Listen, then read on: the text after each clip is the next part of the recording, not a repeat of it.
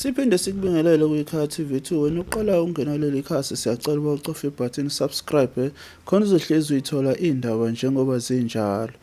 iMKP Labour Desk isilithathele phezulu udaba lowesimame oshawe abaqashi bakhe eMkhomazi ekhulelwe kwaze kwashona ingane. Kodwa-ke mina ngizochaza okuningi awukuzwe iLabour Desk kanye nesisulu bezikhulumela bona ngokwabo. Izwake lo msindo olandelayo. Comrades, friends, patriots, the day is come now. Not that the way to la kwi-MK Labour Desk usenkingeni udinga usizo lomthetho. Ubekile udadewethu emaphoyiseni eMkhomazi shawa belungu kade basebenzela bamshaya ekhulelwe baze bamkhupha phansi washaya phansi ngeqolo kwathula ingane esweni bajika lapho bamvalela endlini wangakwazi ukuphinda axhumane nabantu bangaphandle waze walekelelwa omunye okwazi ukufonela ama-security angena azomlekelela. So njengamanje sibhekene nalento-ke yokuxhashazwa kwabantu abamnyama emakhishini eyindlini la bekorobhela khona belungu. Abelungu ayikakapheli into ethi thina nabo asamsani asizwani, and indlela i-behavior yabo iyakutshela ukuthi abelungu basenenzondo enkulu ngomuntu omnyama, and bagcine benento ethi kungcono baqashe umuntu oyi-foreigner so that bezokwazi ukuyenza lento yabo iphumelele. So ngifuna ukuthi kunena-ke balaleli namhlanje lolo daba elisemayo ngilimele kakhulu dadewethu umtshena indlela alimale ngayo nengane ngendlela ukhulelwe nodadewethu una-6 months kodwa ucishe wabeletha ena-6 months ngenxa yezinto ezenzeke kuye. Dadewethu awuyichaza ukuthi lo Mike Shanoni olapha yana eMazindoda eMkhomazi yini kwenzenjani, why ecabanga ukuthi ngcono uzofela emzini wakhe kunoma ededelileke mhlawumbe-ke waxosha uma befuna ukuxosha. Nama msazi sizathu sokusaza zame ukuse indodakazi yakhe ngibeshabe ngoba phela bekufanele ngabe ukuthi umuntu okhulelwe ngoba into akhanye kakhulu ngayo nje ukuthi kwakhe akusetshenzwa ukukhulelwa.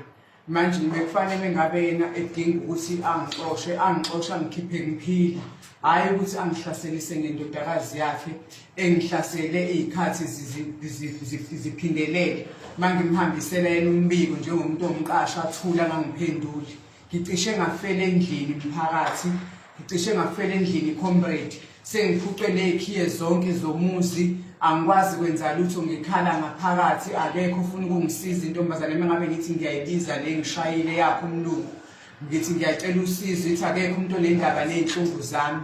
Indlela engihlukumezeke ngayo ngivele ngabona ukuthi cha ubandlululo likapheli, kodwa belungu bayasebenzisa ngoba befuna amandla ethu. Mengabe kugcineni sekufanele ngabe kwenzeka ubuntu obulungiswa bancamela ukuthi umuntu omnyama afe. Ngibhlungu ngento engenzekele eMkhomazi endaweni yaseKlanstal ku-Green Point. Ngicishe ngiyofela emzini omlungu ngishiya ingane zami zincane. Ulale esibhedlela? Ngilale eGJ Crooks Hospital eScottburg. Nakhona lapho ubesehlela ukuthi kuzotshontshwa ifile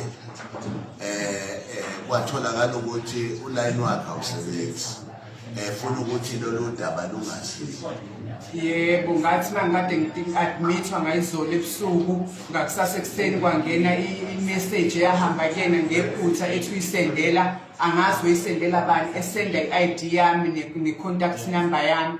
Lezo zinto zangena kumina ngephutha lapho odokotela bavula khona amehlo ukuthi shuthi kunomuntu azama ukumthenga khona esibhedlela ozothatha le file yami ukuze mina ngiphume nento engenabufakazi engenalutho. Kangangokuba odokotela bayenzanga ngisho ifile ezongena lapha ezosala esibhedlela, yonke into bayistikhe lapha kwi-maternity card yami ifakwe ngeSarate information ukuthi ngilale esibhedlela ngenxa ye-assault of premature. Yeah, lolu daba ke ngizodlulisela kwi-MK Women's League. Okuyiyona umuntu wesifazane lo unengane esisweni njengamanje esingekho sure ukuthi le ngane izophuma iphila yini ngenxa yalomluku. So kunake siyafuso organizer nama-social worker omkhonto odadewethu uMangethe ukuthi basondelane nodadewethu baxhumane naye nasecaleni futhi bamsupporte bakwazi futhi nokuya elokuze ne-police station bayolandela le case ngoba izoduka le case abelungu banemali belungu benemali ke bayifaka noma kuphi nala khona efana ngabe sithola khona usizo bayakwazi ukusebenzisa leyo platform ukuthi iqala kahle. So siready ke nodadewethu naye uready ukuthi athi head on siyamdinga lo mlungu kufanele acompensate udadewethu ngemali yangempela futhi hayi yokudlala. Sifuna be compensated ngalento amehlele amenze yona. Sifuna bonke abasebenzi basemajardini bangagcile beqhashaza. Sasanda kuba nomunye la owadonswa ngomlenze e-ABC. Lokho kusho ukuthi iningi abelungu into abayenzayo ngathi ukuze thina sigcine sibe ngabantu abamnyama abaxhaphazwa ngokomsebenzi. MK Labour Desk sotholana 071-978-4717 mandla. Khona manjalo ilunga le-MK Party lithule inkulumo kubalandeli be-MK Party ngesonto e-Archgumede. Awuyizwele wena-ke ukuthi ubethini. Kuyasithusa-ke singamaqabane masibona ama-comrade esesho ukubulalana ngenxa yeyikhundla kanti asinazi ikhundla emkhontweni sinama-task. Ngise-task okwesikhashana la emkhontweni ekuwukuthi umkhonto kusasa mawuvuka ukuthi comrade Mshipeni akuthathe lo mshini unika uqabane ubani. Akufuneki ngibe angry ngizonde ngixabane nobani ngifisa ukubulala ubani because sise-task. If umkhonto ubona ukuthi the task ayiserve kukhona ongayiseva kangcono kunami kufanele ngimsupporte lo comrade ngimlekelele lo comrade for ukuthi sithathe umkhonto uye phambili. Siyacela ke maqabane kuyasithusa kuyasisabisa ukuthi ama-comrade alwa kangaka ngama-task azondana ashukubulalana umkhonto basho kuqembula phakathi yingoba usishiya nama-question ukuthi kazuba lo semva kwakho ongafisa ukubona umkhonto unozinzo. Maqabane ubaba upresident uJacob Zuma usiqhamukele nevision yokuliberate umuntu omnyama yokukhulula umuntu omnyama emaketangeni. Kuyasabisa ke maqabane makuumuntu omnyama futhi ozokwenza ukuthi leli phupho lika baba lingenzeki ngoba usemdala lo baba. Indlela semdala ngayo ufanga ngawe ihlalele nabazukulu bakhe kodwa ngokuthanda thina usiqhamukele naleli le vision ekufanele ngase ayithola ngo1994 but ithina esihliphizayo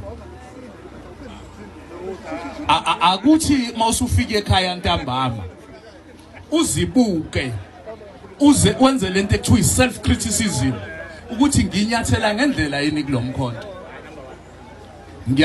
Ngiyabaxolela ke laba abanohandler babo because labo bathunyiwe and kuwumsebenzi wethu waka security ukuthi sibasimpule nezimpande.